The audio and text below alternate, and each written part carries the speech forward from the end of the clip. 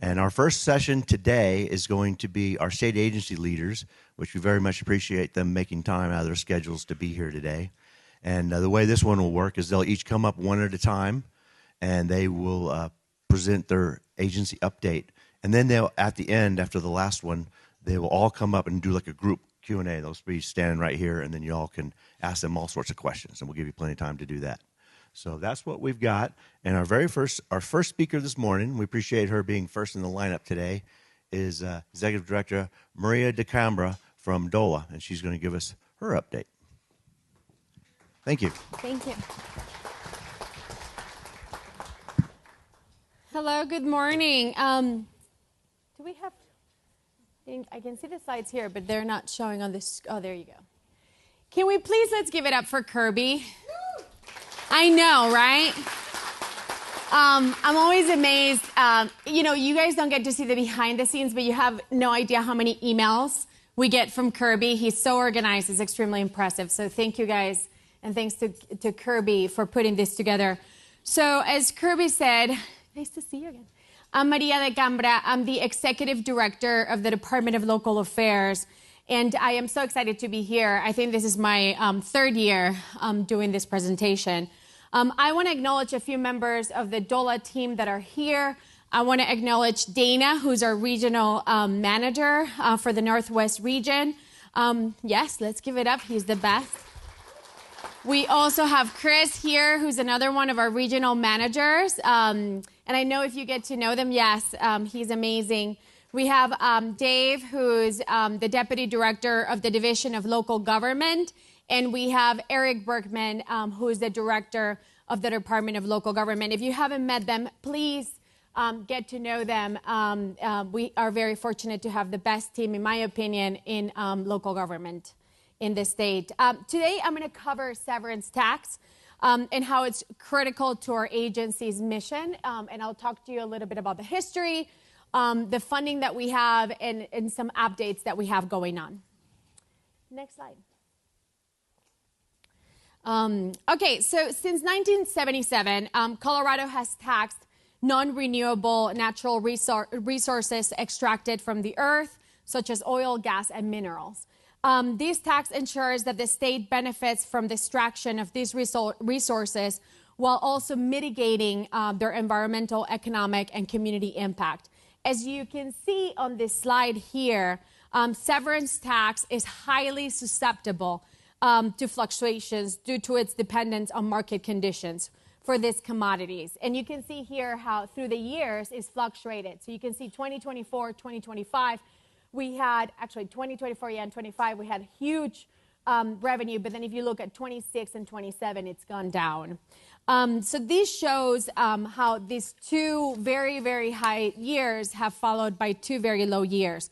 Part of the recent volatility that we're experiencing in energy impact dollars is due to record high ad valorem property tax credits being issued to the energy industry, which counts against the state severance tax revenue. So this is essentially a discount on state taxes for oil and gas companies, and it's a credit that's given due to the property taxes that are being paid.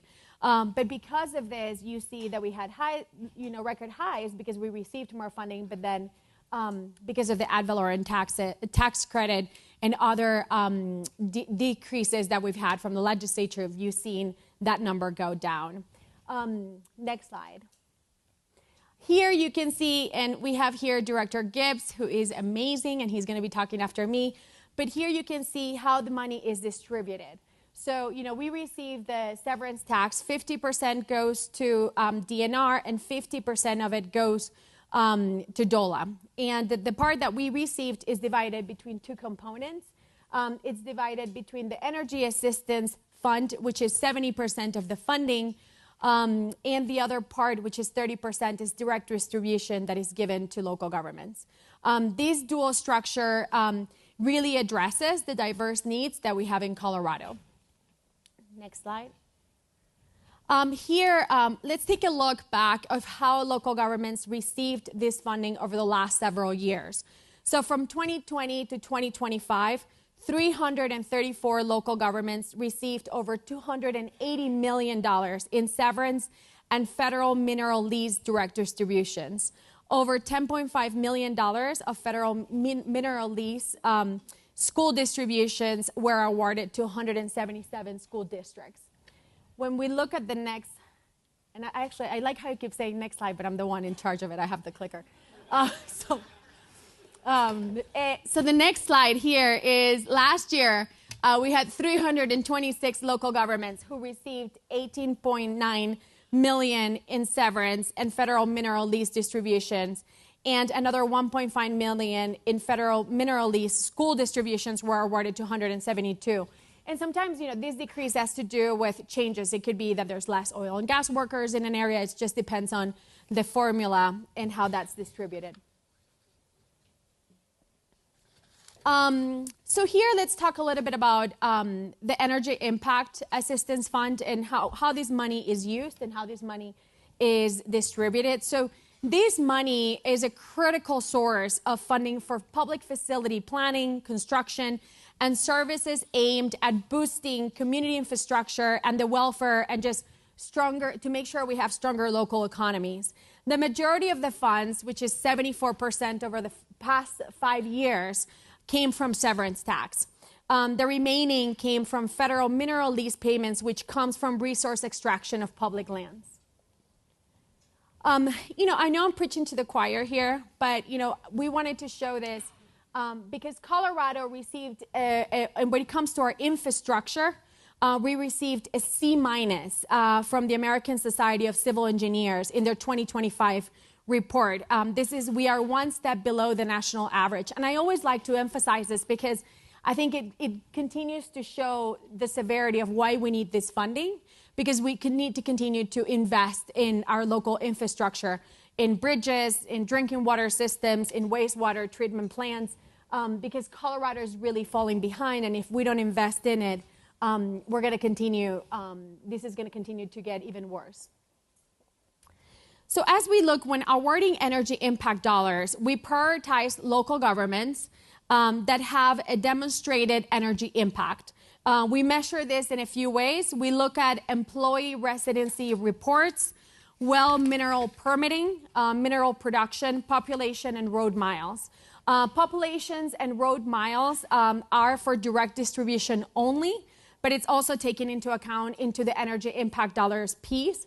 But again, I think it's important to mention these funds are very unpredictable. So it's not something that we can predict every year. We have a good sense, but it depends on the market conditions. And here we wanted to show you the rough breakout on how we have the type of projects that we have funded. As you might expect, roughly 2/3 of the program funds are going to traditional infrastructure like roads, bridges, water and wastewater, and public facilities.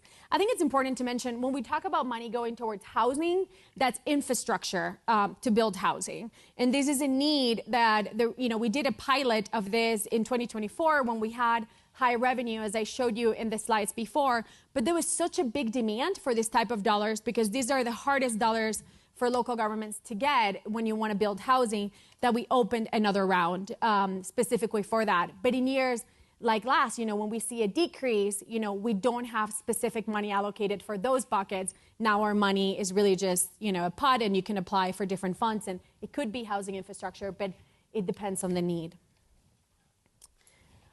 This slide here helps illustrate the wide number of communities that have received assistance from the Energy Impact Program. In fiscal year 2025, DOLA awarded $146.7 million in energy impact grants to 209 local governments. In this current fiscal year, 99 communities applied requesting $50 million, and we only have 15 available. So that's $50 million in requests for $15 million available. And we are currently reviewing all of the applications, and we're looking at making notifying awards in June. This photo here, it is the favorite picture of Director Berkman. In every speech he gives, he likes to show it. But because it shows the severity of the work that we're doing. This is a photo of a water line replacement project we funded in Meeker. just north of here. It's a 1930 date, as you can see on the pipe. And the replacement of this really drives home how critical this funding is. And we're very excited that we were able to support this project to actually bring those pipes, to the 21st century. But I think this shows you why these funds are so critical. I want to just show for 2025, in fiscal year 24 and 25 were not normal years, as I mentioned before. We had an unusual increase, but even with higher than normal amount of funding, energy impact funds don't come close to meeting the need. So one thing I wanted to show, if you see in here, in the red, you can see how much was requested for each one of these years. So FY25 was one of our highest record numbers on how much money we received on energy impact, but we still received $160 million, but we only had 146. And as you can see this year, we have 15 million in request and only 15 available. And sorry, actually, those are inverted, but you can see the need for that. And this is a question we normally received is, how much money is going to rural communities? Where is this funding going? But this math shows that while this program helps, all of Colorado, especially smaller and more rural communities continue to be the ones that are prioritized for this funding. Nearly 73% of the 489 million went to rural or rural resort communities since 2020. And the counties in white are the big 10 urban counties that do receive funding, but they aren't shown here to focus on rural and rural resort distribution. So for example, Garfield County is on the top of the counties that receive funding, and Weld County continues to be, number one given its production. I always like to, I think when you talk about dollars, I think we focus so much on numbers that, especially now when we have tough, budget years, I like to talk about the impact of that money. So here's an example of the town of Parachute infrastructure improvements. Just over $1 million was awarded in energy impact funding for utilities and critical infrastructure to support the Gateway Affordable Housing, which will redevelop the condemned and abandoned Parachute Inn.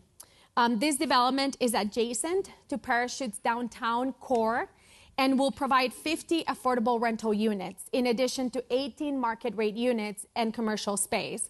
The project will also provide residents with multimodal access to the town's amenities.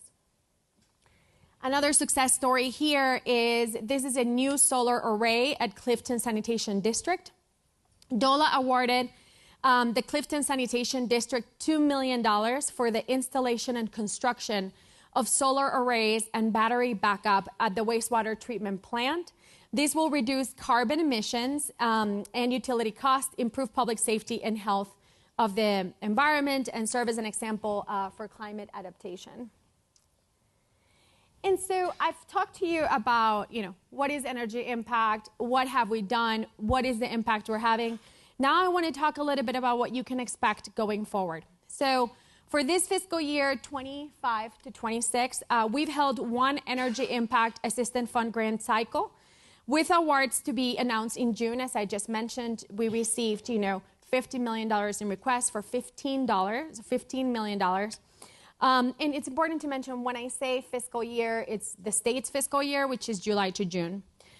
This coming fiscal year, we anticipate doing 1 to 2 grant rounds, but things could change considerably due to the number of factors, including the continuing volatility of severance tax, combined with the $1.5 billion state budget. We are currently, as we speak, our budget team is monitoring the last-minute conversations as it relates to this. Keep in mind, please, that we're still recovering from a hit to the program. As I mentioned, the ad valorem tax credit that were issued last year. But I think it's important to mention we still very much, we're doing at least one round of funding and continue to monitor the rest.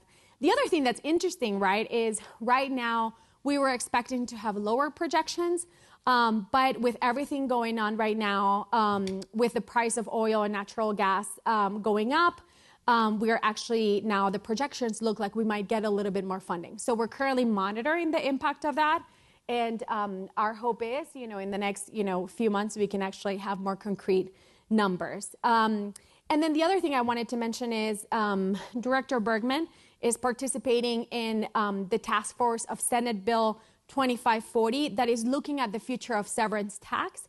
So he's participating with members of DNR and other sister agencies and stakeholders to look at how can we better protect these funds, what are things that we could be doing to get more creative for the future years. And then with that, I told Kirby I would stay on time, so I did that. This is the contact of our regional managers if you have any questions, and I will turn it over to the one and only Director Gibbs, and we'll come back afterwards for questions. Thank you. Yeah.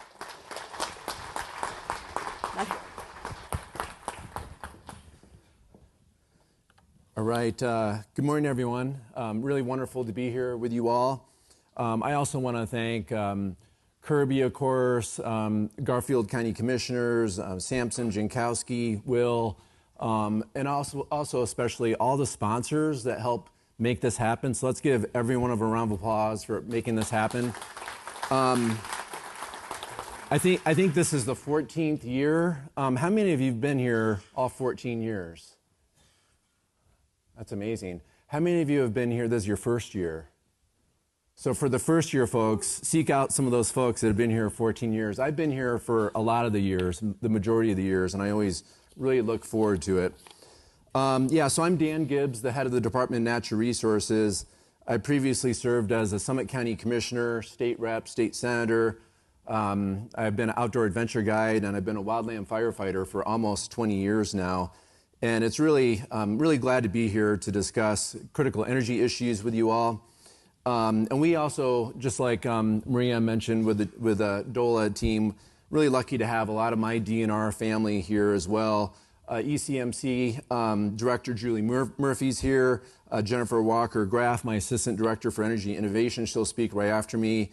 Karen Voltura from Colorado Parks and Wildlife will also speak. We have our ECMC commissioners here. We have Commissioner Cross, Messner, Oath, Ackerman, and we have Chair Robbins all here. I know that Brittany Stevenson spoke yesterday. Brittany, you were awesome, so thank you so much. So let's give my whole team a round of applause for participating here too. Thank you. Now, my team that focuses on oil and gas will mostly talk about that. I'm going to try to share with you a little bit about the DNR more broadly and let my team that focuses on oil and gas kind of be laser focused on some of those topics. So I want to share with you our mission and vision here to balance development and preservation of Colorado's resources. Missions become more and critically challenging with the pressures of growth and also a changing climate. I want to share with you our org chart here. We have 8 different divisions. For this group in particular, I mentioned Julie Murphy is the head of our ECMC, and they've expanded the scope to deep geothermal and carbon sequestration, which was led through legislative change. We also have our Division of Reclamation, Mining, and Safety that operates mining operations. We have our State Land Board. We manage about 2.8 million acres and 4 million acres of mineral estate to help fund K-12 education. We have Colorado Parks and Wildlife. That's probably one of our most well-known divisions. We have 43 state parks and state wildlife areas all over the state of Colorado. We have our dedicated division. We have our Colorado State Forest Service, and they run our Division of Forestry for us. And then we have about 300 people that actually focus on water policy, and that's through our Division of Water Resources and our division of our Colorado Conservation Board. Finally, we have a few different special programs within the Executive Director's Office. We have our Colorado Avalanche Information Center. We have our Colorado Strategic Wildfire Action Program, which I'll talk to you briefly. We have a Colorado River Program. Colorado River issues, high stakes to say the least right now. We also have our Colorado Produced Water Consortium. So that's kind of a snapshot of some of our programs. These are some of our strategic priorities within our directors and our teams guide the DNR towards our wildly important goals and our strategic priorities. The wildly important goals are more or less performance metrics that the governor has for us to work to achieve. Collectively, we're focused on managing energy transition, implementing the water plan, strengthening climate resilience, and also working through tribal engagement and biodiversity. Okay, you're probably surprised I'm going to bring up wolves, right? Yeah, some of you know. Well, we are working to implement Prop 114 that was passed in 2020. We are actively working right now. We have annual reports on what we're doing with the gray wolf report, so we'll be submitting that pretty soon. But this update will include our conflict minimization efforts, compensation, wolf mortality, research, reproduction that we're seeing. So that will be included, and we'll be sending that out here pretty shortly. Next, biodiversity is one of our strategic priorities. Thanks to then Representative Will, worked on our bill that allows us to reintroduce wolverines. Wolverines are a high alpine scavenger, and we're really excited to work on bringing wolverines back to the state of Colorado. There's times when people see a wolverine here and there, but they really don't have any sustainable numbers to succeed. So we finished our we got a bill through that allows us to reintroduce wolverines. We got our wolverine restoration plan completed. And next we have a compensation program too now set up where if a wolverine kills any livestock, we pay those producers. Next, we're working on the NEPA process, which is the 10J process that we're working on. So more to come on that, and we really hope to get wolverines on the landscape in the near future. Shared stewardship has been a huge priority for me since I started. I'll talk a little bit about fire in a moment, but I'll just use the fire analogy. You know, wildfires don't know the difference between federal, state, private, or tribal lands, and I feel strongly that we need to have a management strategy that's reflective in that. But put aside fire management, just think how we can work together more collaboratively with U.S. Department of Agriculture and the Bureau of Land Management if we could just figure out who can bring what to the table to help be proactive with our land. So we have an agreement with USDA that was signed in 2019, and just a couple months ago, we signed a shared stewardship MOU with the BLM, really focused on working together to build fire-resilient watersheds, to enhance forest health and wildlife populations, support outdoor recreation, and protect communities within the wildland-urban interface. So really excited that we have this off the ground. The Colorado drought has been challenging to say the least. This map really shares a sobering story that underpins the challenges that we're seeing throughout the state of Colorado. Across the state right now, we're seeing statewide averages of about 19%. This is challenging also when it's compounded when we're seeing the warmest daily temperatures, weekly temperatures, and monthly temperatures recorded in the state of Colorado. This obviously has impacts all over the western slope and all over the state of Colorado, impacting the whole Colorado River system and a lot of the negotiations that we're having with other states right now. This is another snapshot of some of the drought overview where the conditions are definitely worsening. Right here in Garfield County, we're in an extreme to exceptional drought area, but the whole state is being impacted right now. So why does this really matters? Historical extreme numbers, the USDA is showing us that current snowpack tracks well below any historical numbers we've ever seen. We typically expect the snowpack to start tapering in April, but we're seeing just a straight snapshot downward. This is impacting everything from, we're seeing runoffs 2 months earlier than we normally see.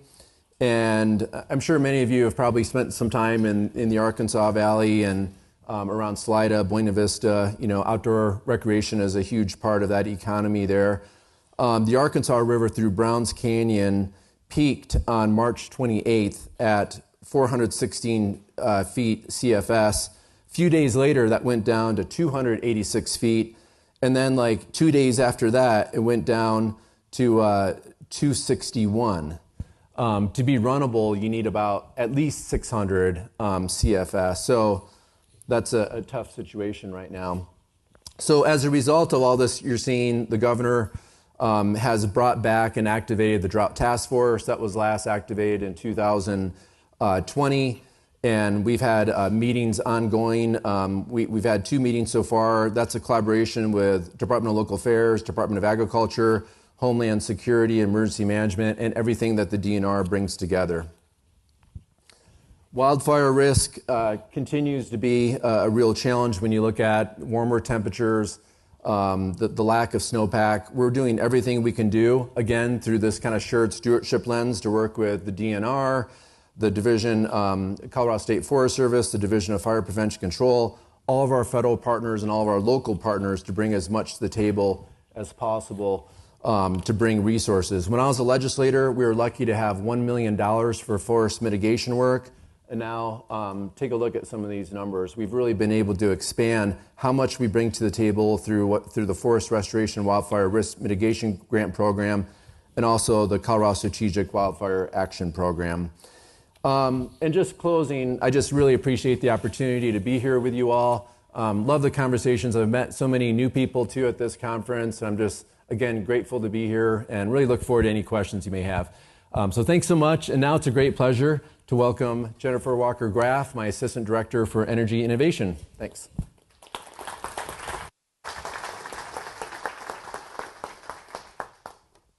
Thanks. Hello and good morning, and thank you, Executive Director Gibbs. I'm thrilled to be here with you all today. As you just heard, my position is the Assistant Director for Energy Innovation, and in this role, I'm coordinating energy policy and implementation across all of DNR's divisions.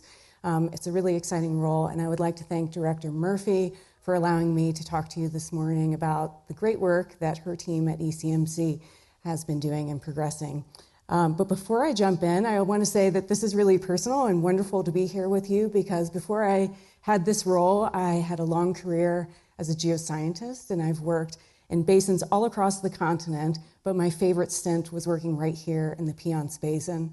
And I have an enormous appreciation for the technical grit and the environmental stewardship that so many of you in this room bring to your daily jobs. And it's a real honor to be able to work with you in the capacity from this side of the partnership.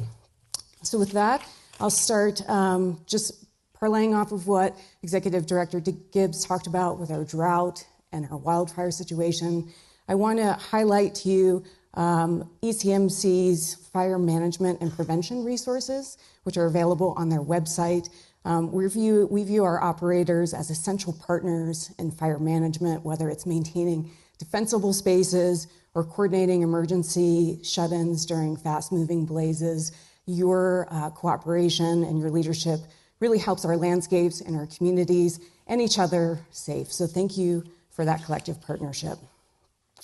Now on to some exciting updates. I'm going to start with carbon management.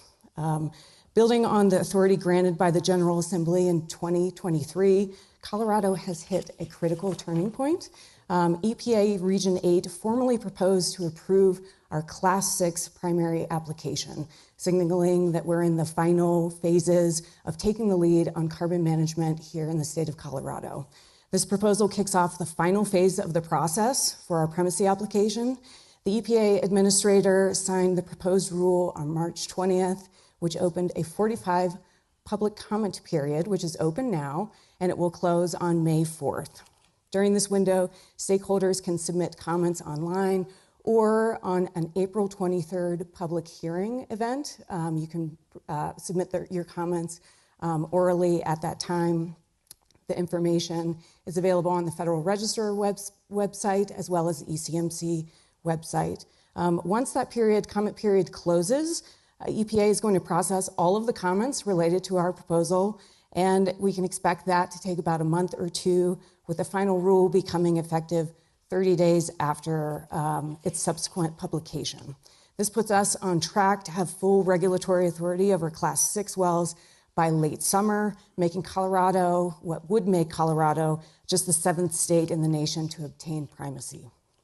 Additionally, on the carbon management front, the Geologic Storage Stewardship Enterprise Board was confirmed on April 9th, and that includes Ashley Ross, Anna Littlefield, and Bob Randall. This board, together with Director Murphy and Chair Robbins, will manage long-term stewardship and set fees necessary for the permanent monitoring of carbon storage sites across Colorado.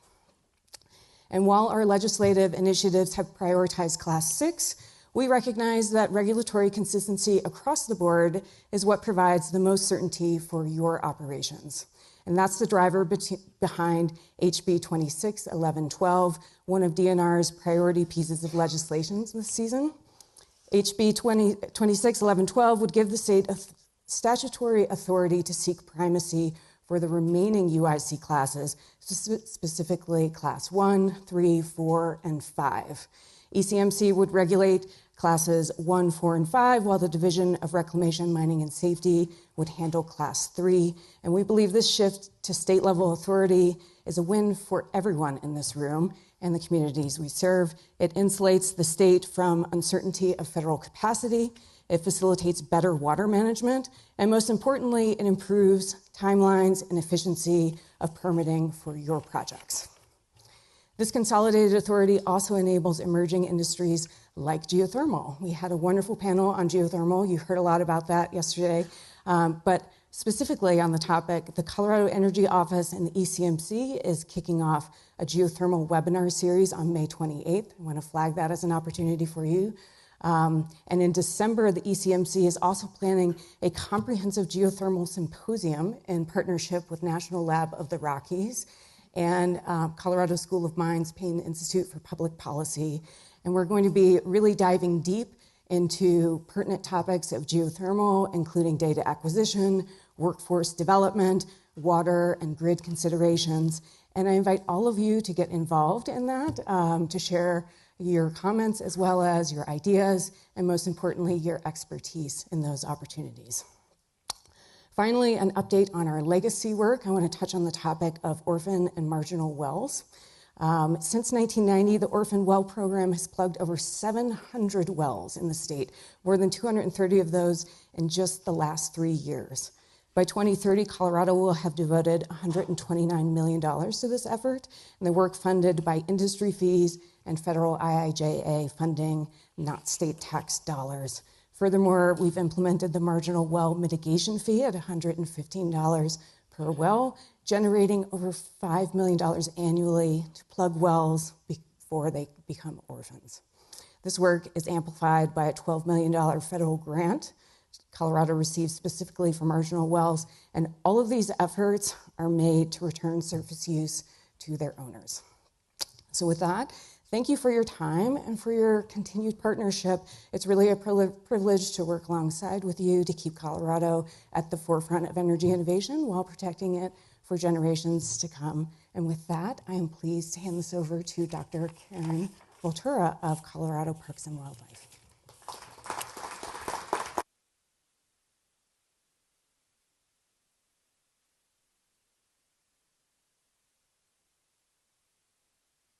Thank you for the invitation to speak with you today. Just waiting for my slides to there. Oops. My name is Karen Voltura. I'm the statewide energy lead for Colorado Parks and Wildlife. I'll be providing the CPW agency update today, focusing on the energy program and other CPW projects that overlap with both energy and mitigation. Just a quick program update. We've come a long way. The program for energy and land use at CPW started in 2007 with House Bill 1298. We started with 7 staff and stayed that way for quite some time. Recently, with some additional legislation and agency restructuring, we've grown to a team of 15 staff that have primary roles in both energy and land use planning. 3 positions were added last year. My own, the statewide energy lead, is new. It is plays a big role in coordinating with ECMC on both rulemaking and the compensatory mitigation program that I lead. It also is oversight of the renewable energy program and CPW's energy policy intersections. We also were able to add due to Senate Bill 212, which was the Renewable Energy and Local Governments, 2 additional energy liaisons to increase capacity overall for our energy program. And so in working with both developers and counties to provide quicker turnaround team, we've also been able to add expertise in certain areas, including renewable energy, but we also have a lot that have experience in federal land management planning and obviously with oil and gas.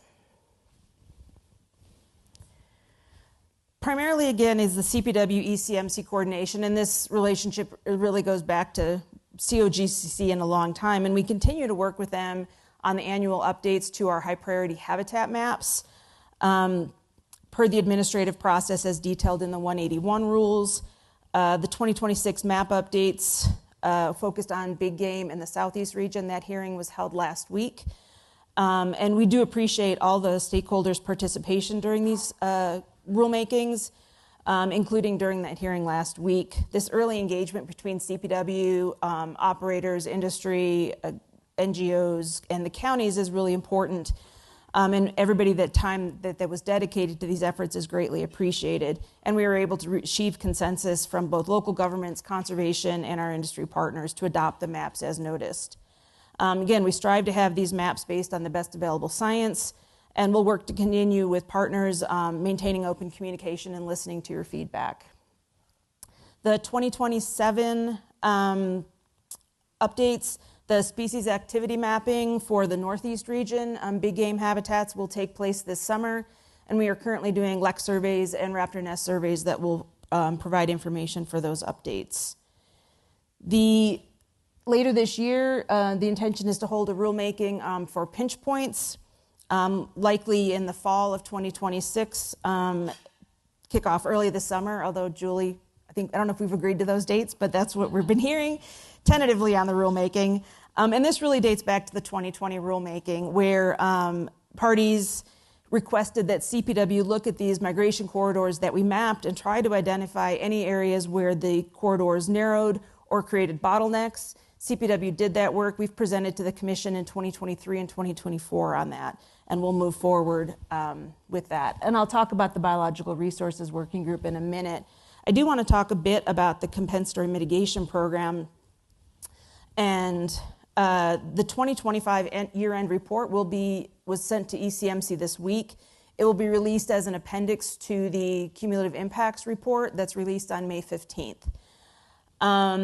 It identifies some program information and then reports on projects that were completed in 2025. This just shows you the permitted habitats for the projects for 2022 through 2025. There were fewer permitted acres of disturbance this year, but also keep in mind that although the amounts of mitigation are identified at permitting, they are not paid to CPW until 30 days prior to construction. One of the big changes in the program this year is a new compensatory mitigation grant project program that we developed. It allows us to provide reimburse transaction costs for conservation easements to certified land trust organizations. These efforts are really important to our mitigation program's overall strategy for both habitat work as well as long-term conservation. There have been 2 annual grant cycles. It started in February of 2025. In August of 2025, we awarded 4 grants to different land trust organizations, and 4 additional grants were awarded in February of 2026 for a total of about $720,000. There you go. This is a map showing where the conservation mitigation projects were this year for 2025. You can see in green are the habitat improvement projects. These included fence removal, aerial seeding, aerial weed treatments, as well as some mastication. And they are scaled by the size of the amount of acreage treated. Red are the more permanent conservation, both conservation easements and a fee title acquisition that the Northeast region completed and had presented to the Commission previously. And again, we appreciate the commitment of operators and our conservation partners to facilitate this work in Colorado, and these are all detailed in that report when it comes out. Next, I do want to talk about Senate Bill 230. This was talked about yesterday in terms of funding. 20% of those fees come to CPW. While the mitigation program associated with 181 is tied to those permits and where those impacts happen, this allows us to really look at the historic oil and gas impacts in the state, as well as target more resilient and connected landscapes throughout the state. The first 7 projects were announced, I think, earlier this month for the initial round of funding, and those include habitat enhancement at state parks, initial phase of the beaver restoration projects in our program, wildlife movement work, as well as a translocation project for Columbian sharp-tailed grouse and some water projects. 11 additional projects have been selected, and they are going through the final approval process now.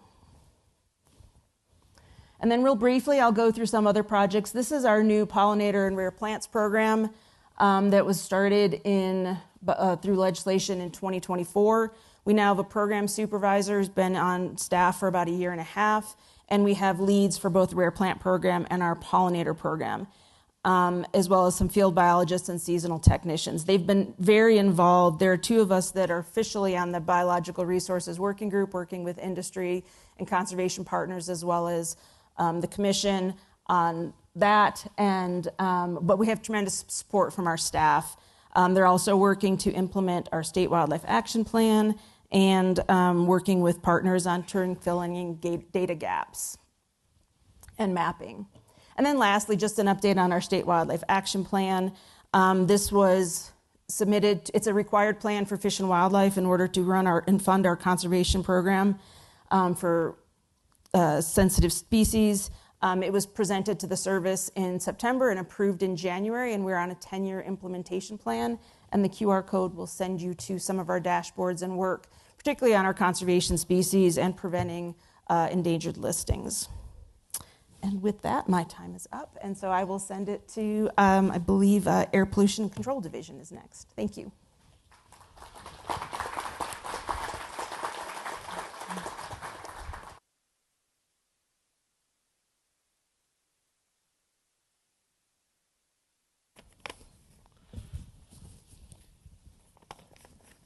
Well, good morning, everyone. I'm very happy to be here.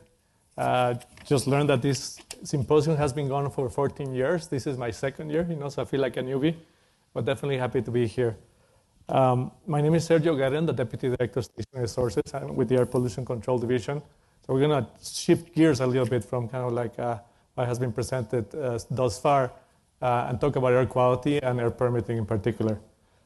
So last year when I came, basically, we tried to be as transparent as possible, so we showed that definitely there's some room for improvement, let's say, where our permitting timelines are definitely too long, and that there needs to be some improvement. And also, last year I presented on what we've done thus far and some of the challenges that we face, and those challenges are still there, right? I mean, we have a backlog that has grown for probably decades.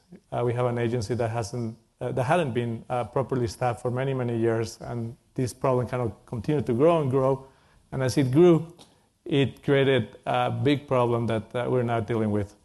But in spite of all the challenges that we have and all the difficulties, we're trying to do our best to make sure that we create an environment and we implement strategies so that we can make sure that we can get permits out on time, so that applicants like producers and other applicants as well can go and do their projects on time. So we're very keen on that. So since last year, a lot of things have happened, but one thing I wanted to start off with is that given that this is such an overwhelming problem, this is not something that the Air Pollution Control Division can solve on their own. This is a collaborative effort, and I think that what we've seen in the last year is that we do need to work together, and we're already doing that with applicants so that we can make sure that we know your pressure points, that we can align our strategies, we can align our methodologies so that we can share on our mission or goal, which is a shared goal. Me and my staff, we're working very diligently in trying to figure out a way to optimize our process, expedite what we can expedite, But then at the same time, we have a regulatory environment that is quite complex, right? And I think that's something that has been brought up already. As we look at better ways to protect the environment at the federal and state level, there are always challenges, right? And permitting is not getting more easy. It's actually getting more difficult. And that definitely is kind of one of the challenges that we face. How can we expedite things? How can we make sure we get permits out the door quicker when there's a regulatory environment that we had to follow, and that basically makes it so that we had to implement new things and new aspects in the permitting process. But regardless of that, I do want to make sure that we understand that this is a collaborative effort, and we understand the needs, and we're kind of engaged in communicating with you all so that we can make sure that we address the challenges that we have ahead, and that we can do all that we can for the improvement of that. So a lot has happened since last time we met, since last year. We had already a lot of initiatives already in place. They're coming to maturity, and one of them has to do with the intentionality. We had been updating our regulations, updating like our processes for quite some time, and then we basically like figure out that, well, that was not enough. We also had to improve the processes and the systems that we have. So as of, I believe, last October, the division hired a Chief Operating Improvement Officer, someone whose role is to look at what the process is, identify like from beginning to end, from beginning of when we get the application to when we issue the permit, what happens in between, what are we doing, where are the bottlenecks? And once those bottlenecks are identified, how do we address those bottlenecks so that we can expedite them and we can relieve them? So that is kind of some intentionality, that we have a dedicated person to do that. And that has been extremely helpful in helping us figure out not only what the problem is, but also what the solutions are. And the improvement officer has been in contact with a lot of industry folks, a lot of folks from COGA, and we have other industries involved as well. We also engage with the Boston Consulting Group, BCG. They did this at the end of last year. They looked at our process. They provided some recommendations, and they basically identified some of the issues that we have with permit issuances. We also engage with peer states. We went to other states and said, okay, are you seeing these problems? Are you having problems like issuing permits on time? And what we found out is that, yeah, this is a problem that is spread throughout the country, where regulatory agencies, as the process has become more and more complex, it's becoming more and more difficult for us to issue those permits on time. So we shared some ideas, and we're engaging with them and trying to kind of come up with also creative solutions that way. And I think that the other thing that has been extremely useful is that we've been doing some process mapping, as I mentioned. What happens in each step of the process? How can we make that process more efficient? And as we look at that, we did identify that the logging process is quite lengthy. And the logging process, basically, when you submit your application, it has to be logged on. It has to go through a process and administrative completeness, making sure you have all the forms, that you check all the boxes. You also have to make sure that that you assign certain points to the new emission points that you're adding and things like that. Well, that process is extremely long. So that is one bottleneck, I guess, that we had identified even like maybe 2 years ago. It's taking too long. By the time that permit application gets to the engineering queue, many times it's already above the regulatory timelines. So with that in mind, like about, I think 3 years ago, 2022, we got a decision item that in part funded the development of an electronic submittal system. As of up to this point, I guess we have a system that is from the 1990s, and there's a lot of data entry. So you basically get an application, and you see a number here, and then you type it into the system here, and it's not the best process, right? It worked maybe in the 90s when we didn't have such complicated regulations. We had maybe different staff, but as of right now, it has become a huge bottleneck. The good news about that is that as of a couple of weeks ago, we have released an electronic submittal system with Salesforce. So the intent with this process is that the information will flow into the division electronically, and it will flow to the different places where it needs to go. The APEN, the logging team, the engineering team. so that we can reduce that time, so we can give the engineers a better chance to basically meet those regulatory deadlines. So that is the biggest bottleneck we have. And we are confident that with this improvement of basically bring us up to the current standards of expectations of submittal of applications, we can alleviate that process. No? I think from memory from last year, I think it was about 100 days or more that it takes just from the time that we get an application to the time that that application gets to the engineer. The next bottleneck, and I should say something about Salesforce. It's not going to be a silver bullet, but it's definitely going to help us. And it's going to help us also identify things a lot better. Because right now, we do not have the ability to query the data. Our system is very clunky. So we want to know how many sources are in Garfield County, how many applications are we getting here and there. It's a very manual and very time-consuming process. So having this new system will allow us to get more metrics to identify more areas of concern and areas of improvement. However, as we're going through this transition, this is a significant transition. Right? Going from a system from the 1990s to Salesforce is going to be a challenge for all of us. So we're trying to do our best to make sure that it's successful. We actually have a helpline so that applicants, as they're filling in their application, this new system can figure out a way to call someone that can help them through that process. So that is something that we've done right now. Currently, you can submit your application both ways, the regular way, or you can submit it with Salesforce. We encourage you to start using Salesforce if you can, because obviously in a few weeks or months, we're going to basically make it so that it's just Salesforce that you can supply the application with. So anyway, so again, the biggest bottleneck, help is on the way. Our hope is that this system will be able to mitigate some of the completeness checks. So if you don't have certain part of the application, it won't let you go forward. Say like, hey, you still need to submit whatever it is, like an engine form or a tank form, whatever it is. So anyway, so it should be a win-win situation for everyone. We've been working really hard, but as any transition, there are probably going to be some rough spots. So we ask for your grace, your understanding, and obviously, we'll be in continuous communication. We have help desk and an email that you can send us any type of concerns that you have or any types of ideas for improvement. The other kind of improvement that I want to mention is the GP12.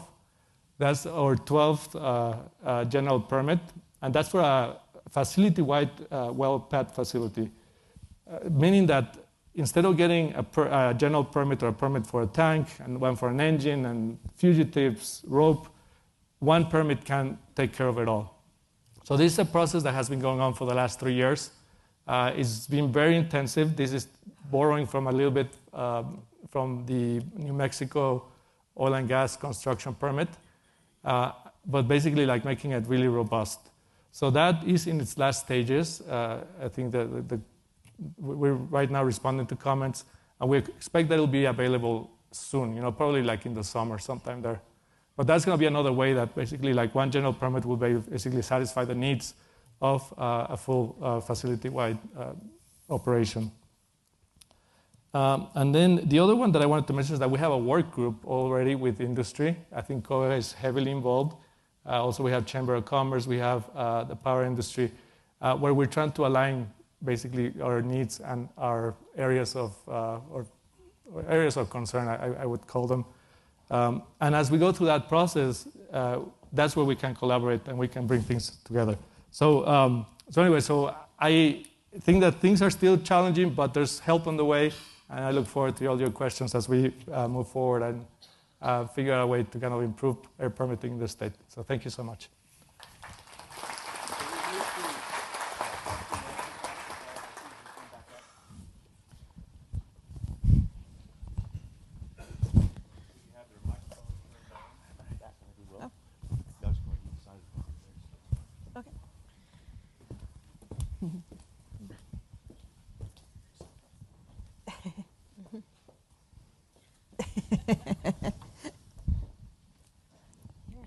Any questions, anyone?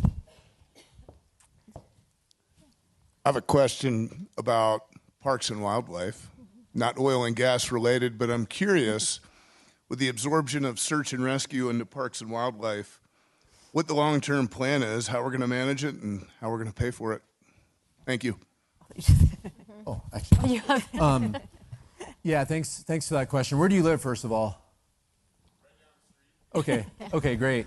So the new announcement that some people may not be aware of is that within the emergency management structure, you have various different entities that bring something to the table when there's, a fire or a flood, search and rescue or whatever, and they call it ECF management roles. So ECF number 9, it fills the role of search and rescue.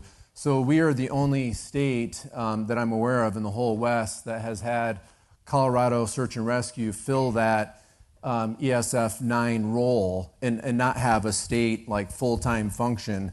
So out of hearing from Office of Emergency Management, county sheriffs, other entities around the state, Colorado Parks and Wildlife has decided to step up to fill that role, but they're not going to be a coordinating role. There's also RFP out there for a coordinating entity. For example, Colorado Search and Rescue could apply to be that coordinating entity. So they already manage, CPW already managed the grant program, and that nothing's changing with that. It's really filling that ESF 9 role to have someone that works for the state of Colorado. We think in the long run that's going to lead to better efficiencies, life and safety even better than what we have now. So I'm happy to have a side conversation with you on it. Thanks. Before the next question, I just want to acknowledge, I forgot to mention that we have Kate Peacock, who's one of our regional managers here. So if you also, another great, amazing member of our team that I want to make sure you get to know. Any other questions? Oh. Yeah, Steve Soychak, Colorado Mesa University. I guess my question is more related to CO2 sequestration projects that we may be embarking on. I was involved in a project up in Wyoming, south of Rock Springs, where we injected 400 tons CO2, a mix of CO2 and H2S down into the Entrada Formation. We did that for years, and then here in Colorado, we actually solidify CO2 and mix it with sodium carbonate to make sodium bicarbonate. Now, the University of Wyoming has some pretty aggressive programs on sequestering CO2. I know Colorado School of Mines has a certificate that some of my students have gotten on CO2 sequestration. So I just want an update on what your plans are for that. Can I ask a clarification? What our plans are for what? CO2 sequestration research with universities, right? Carbon management. So. Yeah. So I touched on Class 6 primacy, which is encouraging the development of carbon sequestration across the state. Absolutely, we work in partnership with universities. We have Anna Littlefield joining our Geologic Storage Stewardship Enterprise Board. She's coming from Colorado School of Mines, Payne Institute of Public Policy, and will be informing carbon sequestration management across the state. I'm familiar with the University of Wyoming and their leadership, and so, yeah, we're taking it all in. Thank you. Mm-hmm.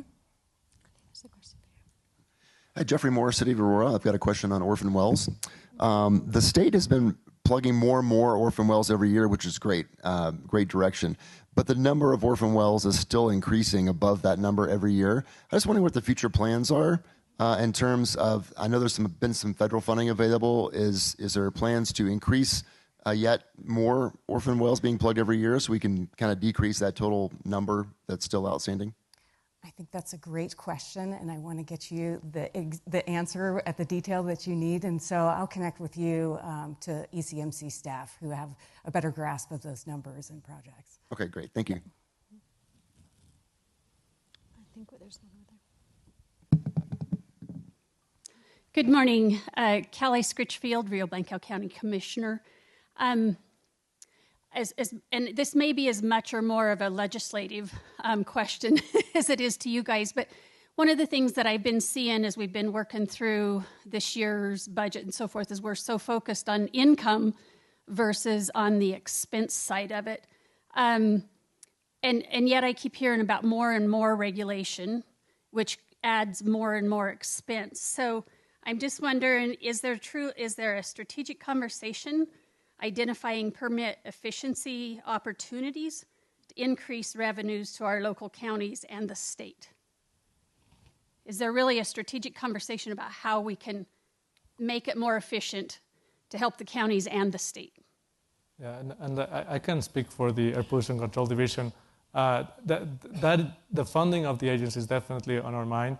We're in a unique situation. Like, we got a decision, I think, in 2022 that was just for 3 years, and then we've been transitioning to basically, instead of getting general fund money to fund the agency, to get raising fees to do that, right? So that's what we've been doing. In fact, I think today, not today, next month there's a rulemaking on increasing the fees so that we can make sure that we continue that. But as it comes to permit efficiencies, we are looking at ways to make sure that we expedite things, and we can be mindful, I guess, of the resources that are being spent.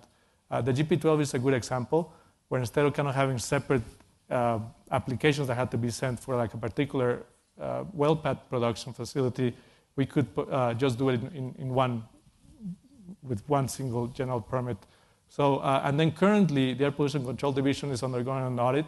This audit came because of legislative action from last year. So I think part of the audit would be looking at some of that. So that's definitely on our mind.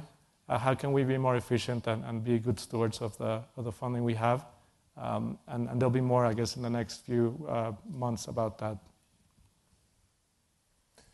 And I'll just say for the DNR, we're always, whether it's ECMC, Division of Reclamation, Mining and Safety, water plan grants, everything, we're always looking at ways to become more efficient, easier for people to apply for grants, work with local community partners.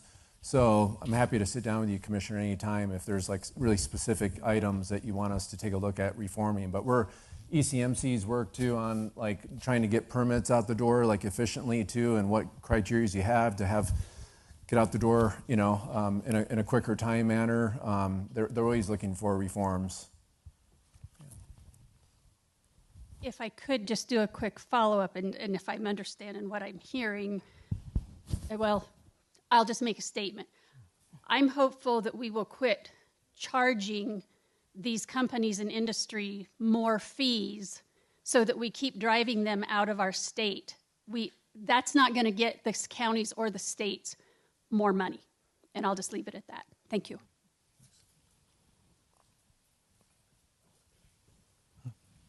Okay, not seeing any more questions. A round of applause for our state agency leaders. Thank you very much.